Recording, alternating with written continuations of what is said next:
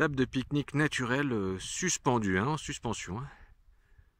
Très marrant ça. Hein. Enfin, c'est vraiment pour ceux qui aiment faire du pique-nique extrême, c'est-à-dire manger des chips face à un précipice.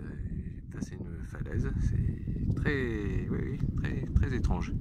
Bref, là n'est pas la question. Et justement, l'autre jour, on m'avait posé une question là, parce que j'en profite pendant que nous sommes dans la vallée d'Aspe. On m'avait posé la question, dis-moi Génorme, est-ce que tu sais, toi, comment on fait le vin rosé? Je dis, bien sûr que je sais, enfin allons, le vin rosé. Le vin rosé, on le fait au sommet de la vallée d'Aspe, non loin du lac d'Estaing.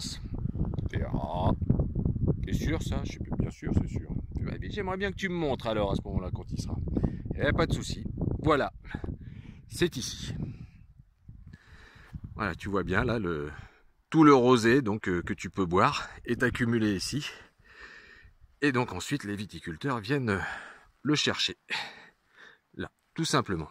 Donc tu as du Côte de Provence, tu as du rosé d'Anjou, tu as du Banyuls aussi, je crois, un petit peu.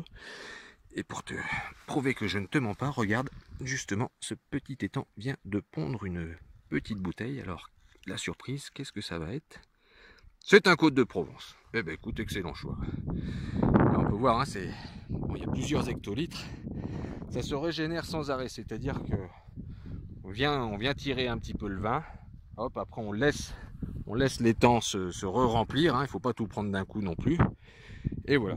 Sachant que la capacité de cet étang à se remplir est à peu près de, je crois, 18 000 litres à la seconde. Hein. Donc, il y a de la marge, il y a du rosé. On va pouvoir boire du rosé cet été, hein, surtout que maintenant qu'on est déconfiné.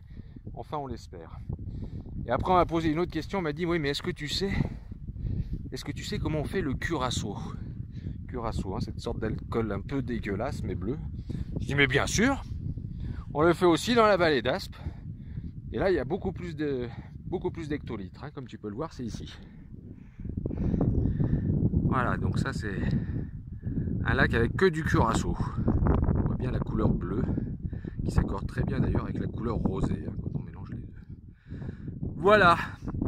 Donc, écoute, si tu as d'autres questions à propos d'alcool, de choses comme ça, n'hésite pas. Hein, tu envoies ta question sur le voyage de Génorme. Allez, à bientôt. Magnifique couleur.